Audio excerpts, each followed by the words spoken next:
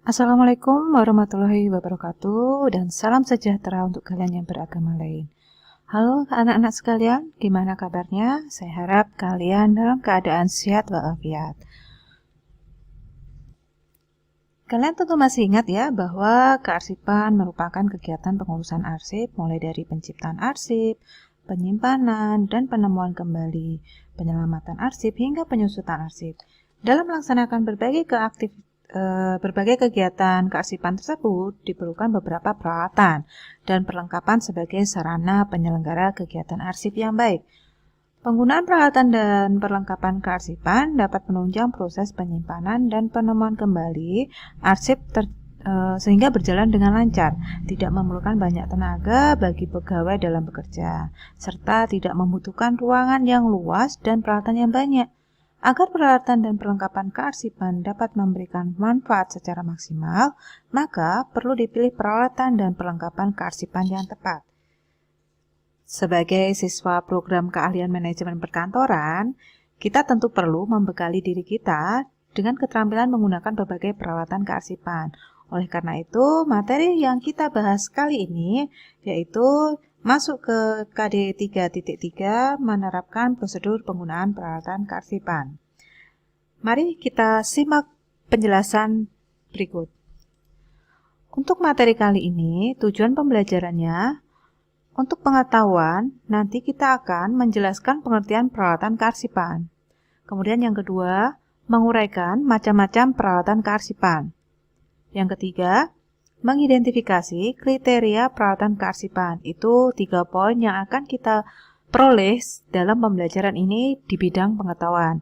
Sedang di bidang keterampilannya, kita akan mampu mengemukakan cara penggunaan peralatan kearsipan. Yang kedua, menunjukkan peralatan kearsipan dengan tepat sesuai dengan fungsinya. Dan yang ketiga, menggunakan peralatan kearsipan sesuai dengan fungsinya. Itu tadi ya, tujuan pembelajaran kali ini. Kemudian, untuk materi kali ini ada 2 poin yang akan kita bahas. Pertama, mengenal peralatan kearsipan, dan kedua, macam-macam peralatan kearsipan dan kegunaannya. Kita langsung masuk ke mengenal peralatan kearsipan. Dalam melakukan kegiatan kearsipan, terdapat berbagai macam peralatan dan perlengkapan yang dibutuhkan. Maka dari itu kita perlu mengenal. Pertama, pengertian peralatan kearsipan. Yang kedua, fungsi dari peralatan kearsipan itu sendiri. Yang ketiga, tujuan penggunaan peralatan kearsipan. Dan yang keempat, kriteria pemilihan peralatan kearsipan yang tepat. Kita bahas ke pengertian. Untuk pengertian peralatan kearsipan, seperti kalian ketahui bahwa dalam kegiatan kearsipan diperlukan berbagai macam peralatan. Peralatan-peralatan tersebut dapat dikatakan sebagai peralatan kearsipan. Untuk itu, peralatan kearsipan dapat didefinisikan sebagai sarana yang digunakan dalam penyelenggaraan kegiatan kearsipan. Peralatan kearsipan biasanya memiliki umur yang lama, karena bahan berbagai peralatan tersebut terbuat dari logam, kayu, aluminium, besi, plastik, dan masih banyak lagi ya. Itu tadi pengertian peralatan kearsipan. Intinya adalah sarana yang digunakan dalam penyelenggaraan di kegiatan kearsipan. Kemudian yang kedua, fungsinya apa sih? Fungsinya secara umum ini adalah sebagai sarana atau alat untuk menyelenggarakan kegiatan kearsipan agar kegiatan kearsipan tersebut berjalan dengan baik. Atau kita uraikan saja, fungsinya itu bisa 1. Sarana menyimpan arsip. Yang kedua, sebagai alat bantu untuk mempercepat, meringankan, dan mempermudah pelaksanaan kegiatan pengelolaan arsip. Dan yang ketiga, pelindungan arsip dari bahaya kerusakan. Itu tadi fungsi dari peralatan kearsipan. Berikutnya ada tujuan. Tujuan penggunaan peralatan kearsipan ini pertama adalah mempermudah pekerjaan kearsipan. Yang kedua, membantu pekerjaan kearsipan lebih efisien dalam penggunaan waktu dan biaya. Yang ketiga, efisiensi penemuan kembali arsip. Yang keempat, tempat atau sarana penyimpanan arsip. Sedangkan yang kelima, melindungi arsip dari bahaya seperti kerusakan maupun kemungkinan arsip itu hilang. Itu tadi tujuan, kita akan masuk ke kriteria. Suatu instansi atau kantor dalam mengadakan peralatan yang digunakan dalam kearsipan tidak dapat melakukan dengan sembarangan ya. Hal yang perlu diperhatikan dalam memilih peralatan arsip antara lain: 1. Perhatikan jenis dokumen yang akan disimpan. Dokumen yang akan disimpan tidak selamanya berbahan kertas, jadi kita harus ingat, dokumen itu tidak semuanya berbahan kertas. Perlu diperhatikan dokumen yang akan disimpan, apakah berbahan kertas, kartu, mikrofilm, pita, pita mengetik, file digital, ataupun media lainnya. Jadi setiap media berbeda-beda perlakuan dan perawatannya. Oleh karena itu, perlu dipertimbangkan dengan matang karakteristik fisik dokumen yang disimpan sebelum memutuskan peralatan yang dibeli. Jadi perhatikan dulu, misalnya kalau kita akan menyimpan dokumen berupa kartu, berarti kita menyimpannya ke dalam owner ataupun ke dalam kotak kartu. Jika kita memiliki dokumen file digital, kita menyimpannya di file digital. Kalau dulu itu masih zamannya DVD, itu bisa ada tempat DVD itu ya, disimpan di situ. Itu ya, itu poin pertama untuk kriteria peralatan pemilihan peralatan kearsipan. Yang kedua, kecepatan pemanfaatan yang diperlukan. Maksudnya di sini, peralatan tersebut dapat dipindahkan dengan mudah sehingga dapat digunakan di berbagai lokasi serta cepat ditemukan dan mudah digunakan. Jadi, kita harus memperhatikan kecepatan alat tersebut. Untuk yang ketiga, pertimbangkan luas ruang kantor. Ruang kantor itu sangat mempengaruhi ya, karena kita akan meletakkan peralatan tersebut di ruang kantor. Sehingga, untuk memilih peralatan kearsipan perlu memperhatikan luas ruang kantor. Jangan sampai peralatan kearsipan yang dibeli justru banyak memakan ruang kantor sehingga mengganggu kegiatan kantor lainnya.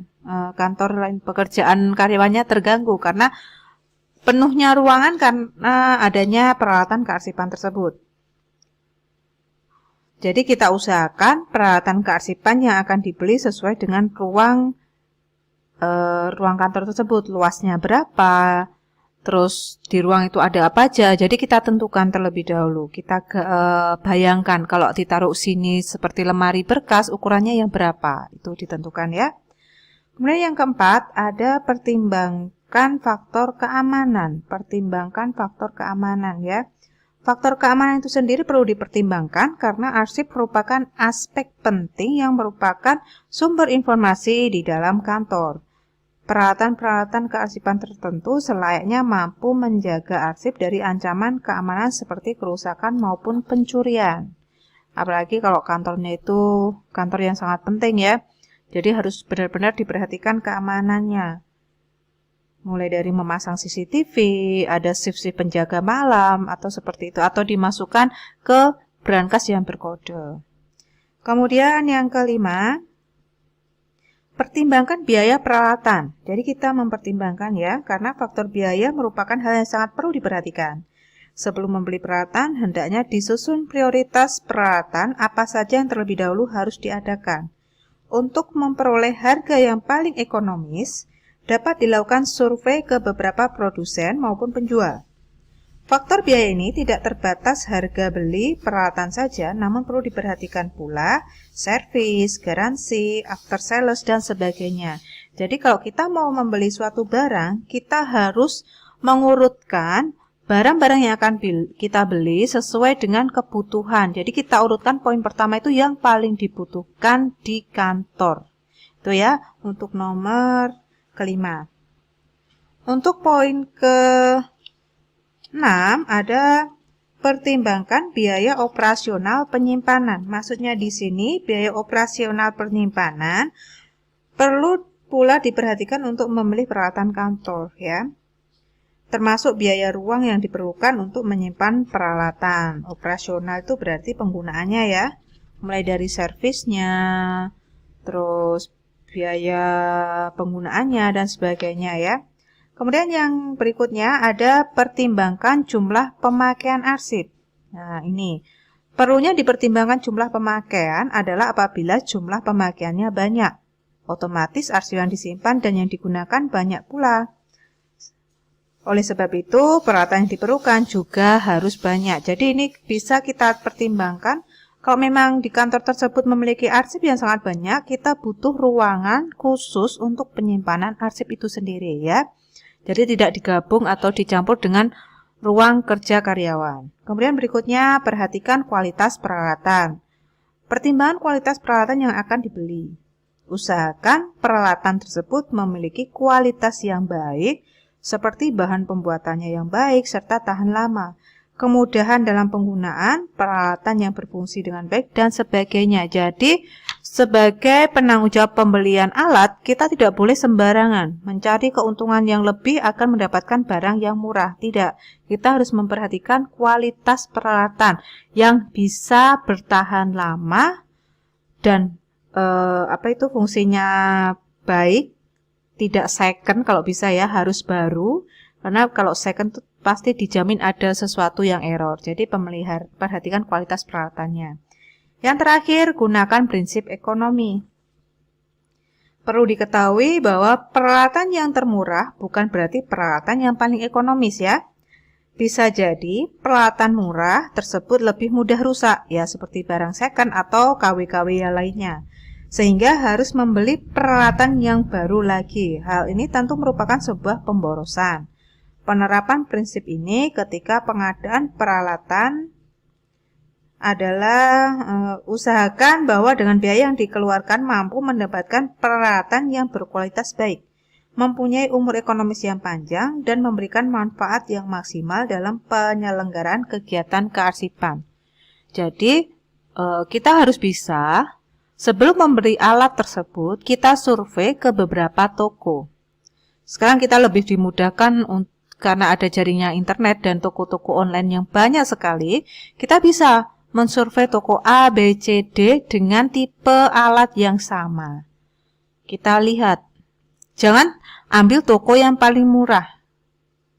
Siapa tahu murah itu karena second ataupun KW1, KW2 dan sebagainya. Jadi kita harus membeli sesuai dengan spesifikasi kantor yang dibutuhkan ya.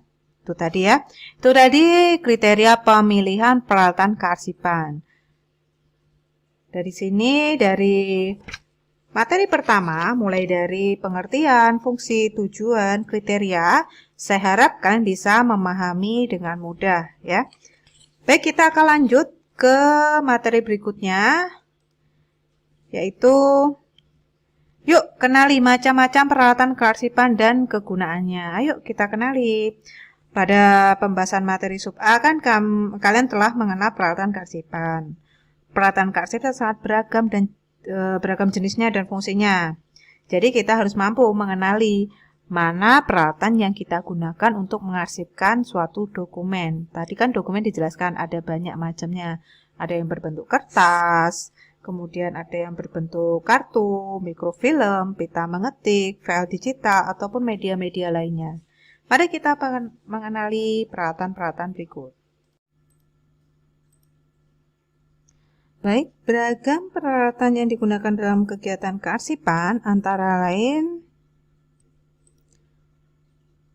pertama, ada filing cabinet, 2 opener, 3 alat sortir, 5 safe keeping dokumen, 4 safe keeping dokumen, 5 rak arsip, 6 lemari arsip, 7 rotary arsip, rotary filing, 8 box, 9 kardex, 10 retrik, 11 stapler, 12 perforator, 13 numerator, 14 komputer, dan 15 alat penyimpanan khusus. Kita akan bahas alat yang pertama, yaitu filing cabinet. Filing cabinet bisa dilihat seperti ini bentuknya filing cabinet. Ini adalah perabotan kantor berbentuk segi 4 panjang yang terdiri atas laci-laci yang diletakkan secara vertikal dan digunakan untuk menyimpan arsip. Bentuknya bisa kalian lihat seperti ini ya, filing kabinet. Ini satu filing kabinet bisa terdiri sampai 1 atau sampai 6, 1 sampai 6 laci dengan berbagai ukuran. Umumnya satu laci itu mampu memuat 5.000 lembar arsip ukuran surat yang disusun secara vertikal berderet ke belakang. Sedangkan penggunaan filing kabinet itu dilengkapi dengan ada tab, ada guide, ada hang map, ada Snell header map, folder, dan tickle file. Kita lihat, kita bahas yang tab. Jadi kelengkapan dalam filing kabinet itu ada tab. Tab itu sendiri adalah bagian yang menonjol pada guide yang ukuran lebar sekitar 1,15 cm dan panjang 10 cm untuk menempatkan kode dan indeks arsip. Letak tab bermacam-macam sesuai dengan tingkat kelompok dan klasifikasi yang digunakan. Misalnya jika arsip disimpan dengan sistem subjek, maka sekat pertama ini terletak pada seperti gambar ini ya. Sekat pertama paling depan sendiri, ini adalah tab berada pada ujung paling kiri, digunakan untuk menyekat kelompok primer atau pokok masalah. Ini sekat pertama ada di sebelah kiri. Kemudian sekat kedua dengan tab pada kedudukan lebih ke kanan seperti ini. Digunakan untuk menyekat antara kelompok sekunder atau sub masalah. Sedangkan sekat ketiga untuk menyekat kelompok tersier, sub-sub masalah. Ini ya, sekat ketiga. Terus ini adalah belakangnya folder atau berkas. Jadi fungsinya tab seperti itu. Kemudian kelengkapan dalam filing kabinet yang kedua ada guide ya. Guide ini adalah pemisah dan petunjuk antara kelompok masalah yang satu dengan kelompok masalah lain, sesuai dengan pengelompokan masalah pada klasifikasi arsip. Cara menggunakan guide itu sendiri adalah dengan menempelkan atau menempatkan guide di depan folder jika penyimpanan arsip menggunakan filing kabinet, atau dapat juga di depan arsip jika menggunakan ordner atau map Snell header. Ukuran guide dapat disesuaikan dengan ukuran arsip yang digunakan. Contoh guide seperti ini ya. Ini namanya guide ya, pemisah A, B, C, D, E, F, G seperti ini bisa disebut dengan guide ya. Kemudian kelengkapan yang ketiga ada hang map atau kita kenal dengan map gantung. Map gantung ini merupakan sejenis map yang dilengkapi dengan besi pada bagian atas untuk menggantungkan di dalam laci filing kabinet seperti ini. Ini besinya ya. Jadi bisa dicantolkan di filing kabinetnya seperti gambar ya. Cara menggunakan map gantung sendiri adalah menggantungkan besi penggantung pada gawang yang ada di filing kabinet seperti ini. Cantolannya seperti ini ya, kanan kiri ada, kita tinggal menggantungkan pada besi yang sudah ada atau sudah disediakan di filing kabinet. Ini tadi guide, ada tab, guide dan sebagainya. Pertama tab, guide, map gantung. Kemudian yang keempat, kelengkapan yang keempat kita kenal dengan namanya Snell header map seperti ini ya. Ini merupakan map untuk menyimpan berkas yang telah diperforator atau dilubangi, sehingga berkas tersebut tidak dapat dilepas dari kaitnya. Ya. Arsip yang disimpan pada umumnya bersifat inaktif, tetapi dapat juga untuk menyimpan arsip aktif. Cara menggunakan Snell header map yaitu arsip harus dilubangi menggunakan perforator terlebih dahulu sebelum diletakkan dengan penjepit di dalamnya. Sering kalian lihat ya, ini namanya Snell header map. Map plastik kalau itu ya. Ya itu tadi. Fungsinya untuk menyimpan dokumen yang sudah diperforator. Kemudian yang kelima ada folder. Folder seperti ini gambarnya. Itu folder sendiri adalah map tanpa daun penutup pada sisinya dan dilengkapi dengan tab untuk menempatkan kode arsip. Map ini berupa lipatan kertas tebal atau plastik saja. Folder merupakan tempat atau wadah arsip. Cara penggunaannya yaitu arsip diletakkan dalam map dan tab. Bagian yang menonjol pada posisi atas ditulis judul atau label tentang arsip yang ada di dalam folder tersebut. Jadi ditulis tabelnya. Bisa di sininya ya.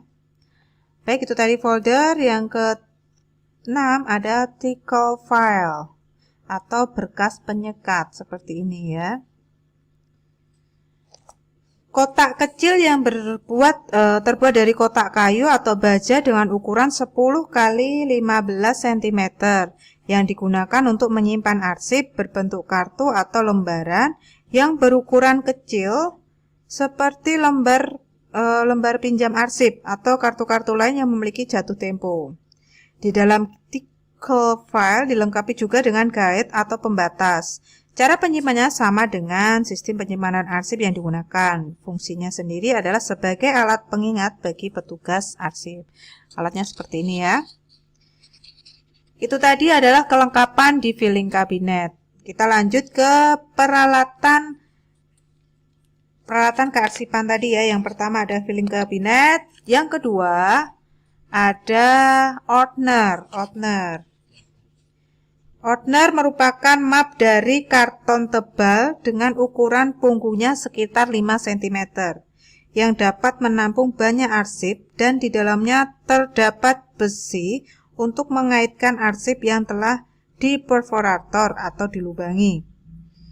Cara menggunakan ordner adalah dengan melubangi arsip dengan menggunakan perforator, kemudian dimasukkan dalam besi penjepit. Ini seperti ini ya, besi penjepitnya. Ordner diletakkan secara lateral pada lemari atau rak arsip. Ordner dapat memuat kurang lebih 500 lembar arsip. Jadi cara membukanya untuk ordner itu sendiri itu ada tekanan di sini. Kita tekan untuk penjepit penekan ini atau pembatas ini. Jangan kita lepas, tetapi kita pindahkan ke sisi sebelah sini. Ya, maaf. Pindahkan ke sisi sebelah sini, kita masukkan arsipnya ke besinya ini yang sudah dilubangi tadi arsipnya. Kemudian kita tekan atau kita kunci kaitnya ini, kemudian kita kembalikan besi penjepit ini ke sini. Jadi kita tidak perlu melepas besinya sehingga besinya ini tidak akan hilang. Seperti itu ya. Kemudian ada yang ketiga, alat sortir. Alat sortir itu sendiri adalah alat yang digunakan untuk memisahkan surat atau warkat yang diterima, diproses, dikirim, atau disimpan ke dalam folder masing-masing.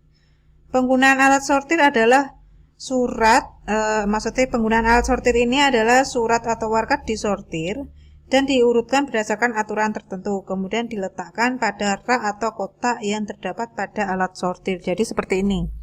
Ini bukan alat penyimpan buku ya, tetapi ini alat sortir. Jadi kita bisa meletakkan misalnya ini untuk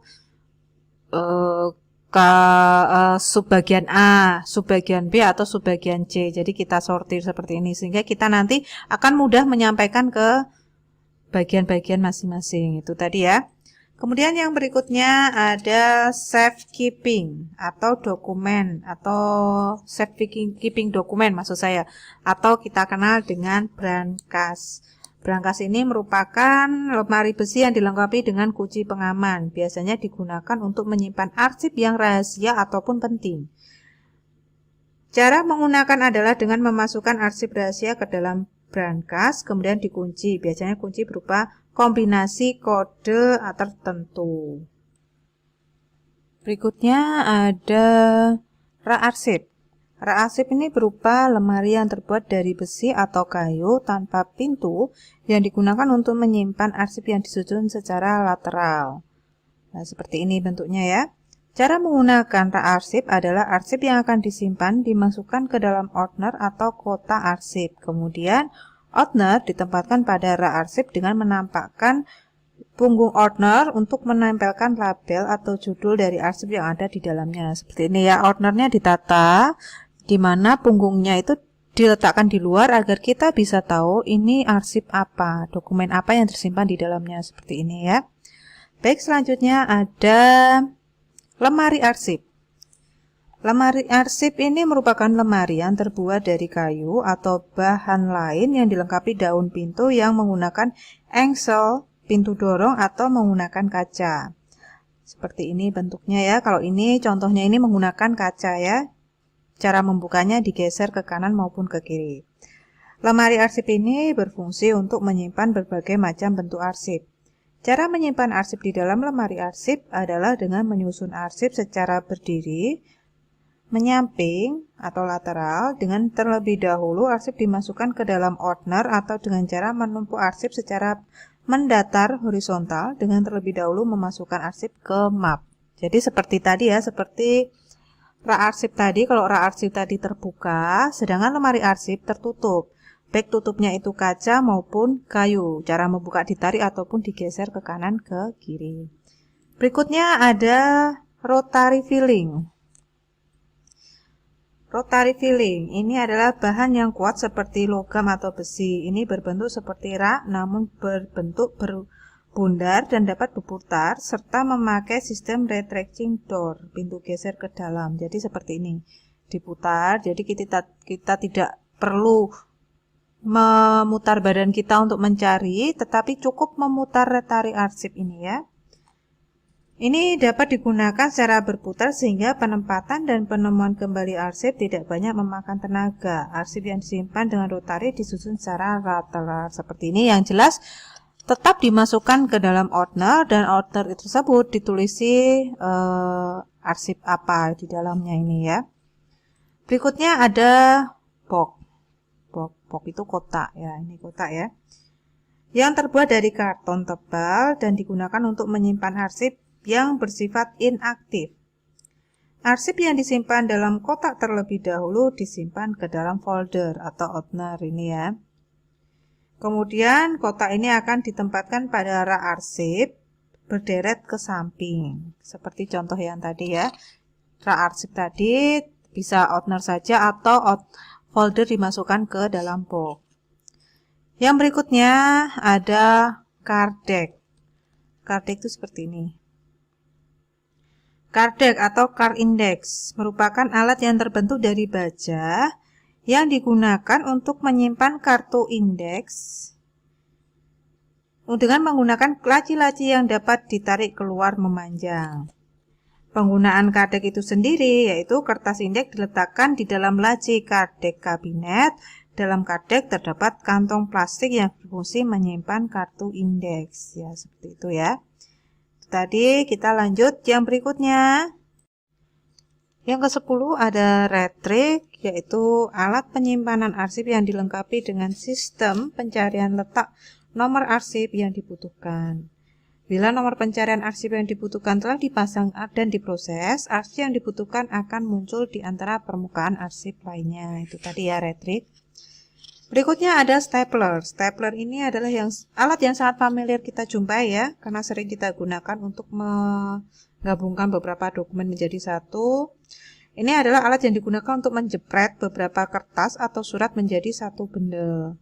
Caranya sangat gampang. Pertama, isikan isi stapler dengan posisi bagian ujung di bawah. Rapikan kertas yang akan dijepret, lalu letakkan pinggir kertas pada lekukan kertas. Kemudian yang ketiga, pegang kertas dengan tangan kiri dan pegang penjepret dengan tangan kanan. Kita tekan posisi ibu jari di sini, kita tekan dan telunjuk di bagian bawah lalu kita jepret. Itu tadi stapler ya. Kemudian ada perforator. Perforator ini adalah pelubang kertas atau alat yang digunakan untuk melubangi kertas. Alat pelubang kertas ini ada beberapa jenis, yaitu alat pelubang kartu dengan satu lubang, untuk khusus melubangi kartu. Terus ada alat pelubang kertas dengan dua lubang, berarti melubangi kertas dengan dua lubang, dan alat pelubang kertas panjang yang memiliki 5 lubang untuk melubangi kertas. Jadi lubangannya ada 5. Cara penggunaan alat ini cukup mudah ya. Kalian siapkan dokumen yang mau dilubangi, kemudian sedikit lipat dokumen ke tengah, terus kita tekan batas tengahnya itu mana, kita tekan. Kemudian di sini biasanya ada tanda panah atau petunjuk bahwa itu adalah letakkan kertas yang kalian tekan tengah-tengah tadi di bagian sini. Setelah kita pastikan sudah di tengah, lalu kita tekan alat ini Posisinya kertas tidak perlu kita pegang ya, kita letakkan di meja kayu jelasnya ya, jangan meja kaca, karena kalau kita menekan, kalau kaca nanti pecah. Di meja kayu. Kemudian kita tekan bagian atasnya. Kita tekan bagian atasnya. Kemudian untuk perforator saya ulangi ya. Baik. Alat yang berikutnya adalah perforator. Perforator adalah alat yang digunakan untuk melubangi kertas. Alat pelubang kertas ada beberapa jenis ya. Di sini ada 3.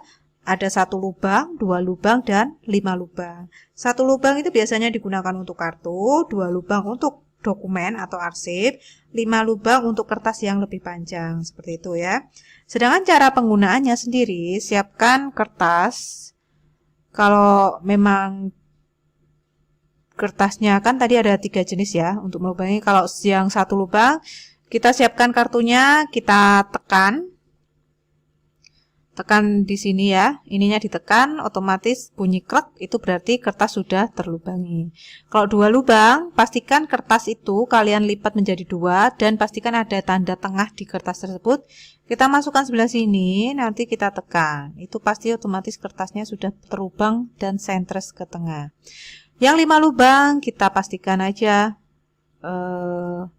tengah-tengahnya juga ya, biar sama. Kalau kita melubanginya banyak sama, jadi kita pastikan kita lipat sedikit, 1 lembar aja sebagai tanda ya. Kita lipat ke tengah, terus kita masukkan sini, terus kita tekan. Itu akan menjadi center. Terus biasanya itu untuk banyak dokumen yang bisa dilubangi itu tergantung jenis alatnya. Kalau alatnya kecil seperti ini bisa 10 lembar. Kalau lebih besar bisa 25, 50 seperti itu ya. Itu tadi perforator. Kemudian ada yang berikutnya numerator. Numerator merupakan alat yang digunakan untuk membubuhkan nomor pada lembar dokumen. Mesin penomoran yang banyak dipergunakan dapat dibedakan menurut bentuk dan ukuran angkanya. Ada 2 mesin kalau di sini ya. Ada mesin nomor kecil dan nomor besar. Kalau mesin numeratornya ukuran kecil berarti hanya terdiri 4-6 digit. Sedangkan kalau numeratornya ini ukuran besar berarti terdiri dari 7 digit. Tidak lebih ya, 7 digit. Cara penggunaannya sendiri, untuk numerator tinta tidak dimasukkan ke alatnya, tetapi tinta dituangkan ke bak stempel. Kemudian kita atur angkanya, kita putar-putar. Di sini ada pemutarnya. Kita pastikan angkanya sudah sesuai. Kalau sudah, kita tekan handle-nya ini ke bak agar terkena tinta. Yang bawah ini agar terkena tinta ya. Kemudian baru kita pindahkan ke selembar kertas yang akan dinomori, baru kita tekan handle-nya. Seperti itu ya. Itu tadi numerator. Kemudian ada komputer. Ini sangat familiar sekali untuk kalian ya. Komputer ini adalah rangkaian peralatan elektronik yang dapat melakukan pekerjaan secara sistematis berdasarkan instruksi atau program yang ada, serta menyimpan dan menampilkan keterangan bila diperlukan. Karena sekarang sudah banyaknya e-arsip ya, kita butuh seperti ini. Kemudian yang terakhir ada alat penyimpanan khusus ya. Dari peralatan kearsipan yang terakhir ada alat penyimpanan khusus. Alat penyimpanan khusus ini merupakan perangkat yang digunakan untuk menyimpan arsip dalam bentuk khusus atau non-kertas. Contoh alat penyimpanan khusus ini ada CD, micro SD, flash disk, DVD, hard disk, terus apa lagi ya? Mikrofilm, masih banyak lagi ya. Kan yang bersifat e-arsip bisa disimpan di sini. Itu tadi 15 peralatan penyimpanan arsip. Kita lanjut, selain berbagai peralatan yang telah dijelaskan tentang perlengkapan tadi, kita butuh alat penunjang lain. Contohnya ini, kita butuh label, kartu indeks, kartu tunjuk silang, lembar pinjam arsip, dan map pengganti. Kita bahas pertama adalah label. Label ini adalah alat yang digunakan untuk memberi judul pada map atau folder yang biasanya diletakkan pada bagian tab dari sebuah folder atau guide ya. Label tersebut dari kertas dengan ukuran tertentu dan memiliki perekat yang diletakkan pada bagian tab dari sebuah folder atau guide. Beberapa label memiliki pengungkit di bagian handle-nya untuk menempelkan kertas label pada tempat yang diinginkan. Jadi seperti kertasnya kertas stiker ya, jadi mudah ditempelkan di sini, tidak perlu dilem. Kemudian ada kartu indeks. Kartu indeks contohnya seperti ini ya, kartu indeks. Ini merupakan kartu yang berisi suatu riwayat arsip atau warkat yang disimpan. Gunanya sebagai alat bantu untuk menemukan arsip. Kartu indeks ini digunakan apabila arsip yang disimpan menggunakan sistem penyimpanan subjek, tanggal, wilayah, dan nomor. Kartu indeks disimpan berdasarkan nama orang atau perusahaan sehingga susunannya diurutkan berdasarkan alfabet. Kartu indeks biasanya disimpan di laci tersendiri yang disusun di laci kardek tadi ya, kartu indeks. Informasi yang terdapat di kartu indeks sendiri mulai dari judul, nomor surat, hal surat, tanggal, kode surat, dan kode kartu indeks seperti contoh di sini. Tapi kalau di contoh tidak ada hal suratnya ya. Ada judul surat Arliani. Nomor suratnya 10-A-2-14. Tanggal suratnya 14 Oktober 2014. Kode suratnya cuti sakit. AR ini berarti singkatan dari Arliani. AR kodenya seperti itu ya. Kemudian selain kartu indeks juga ada kartu tunjuk silang. Ini hampir sama fungsinya dengan kartu indeks ya. Ini juga berfungsi membantu menginformasikan letak surat yang sedang dicari dalam tempat penyimpanan. Kartu ini tidak disusun dalam folder-folder atau file angka, tetapi disusun dalam file kartu bernomor seperti ini ya. Kartu tunjuk silang mudah digunakan jika berwarna khusus, jadi warnanya harus dibedakan dengan warna-warna kartu lainnya. Kemudian ada kriteria. Arsip harus diadakan kartu tunjuk silang. Pertama, jika suatu arsip mempunyai lebih dari satu judul, caption, atau nama. Yang kedua, jika arsip mempunyai lampiran dokumen yang banyak yang tidak dapat disimpan dalam laci filing kabinet karena ukurannya besar. Kartu tunjuk silang disimpan dengan menggunakan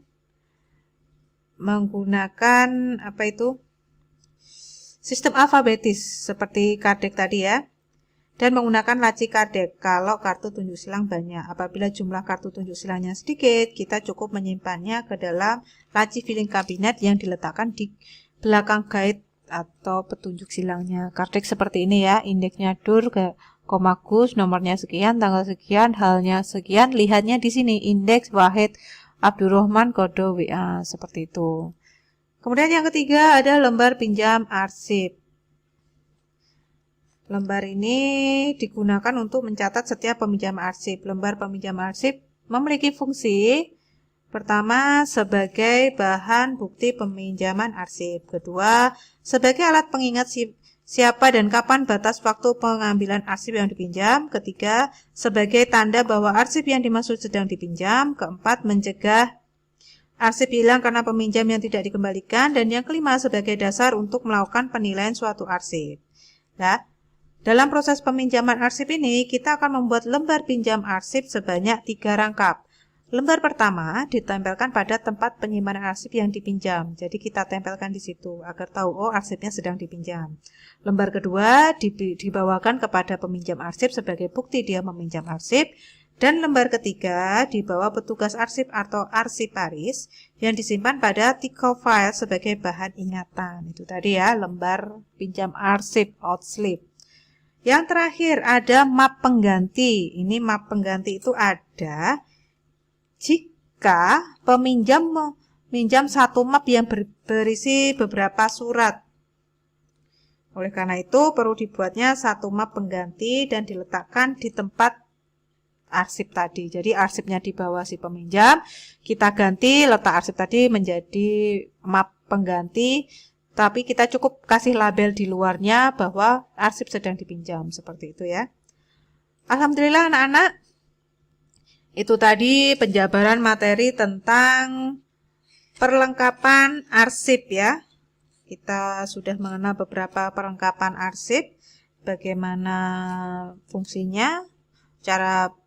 Sedikit cara penggunaannya ya. Kemudian ada lagi perlengkapan arsip lainnya. Penunjang dokumen lainnya. Baik, alhamdulillah penyampaian materi hari ini sudah selesai. Kita lanjut ke Google Classroom untuk melakukan tanya jawab di sana dan kalian akan menjawab beberapa kuis yang saya sediakan. Budi akhiri, wassalamualaikum warahmatullahi wabarakatuh. Terima kasih.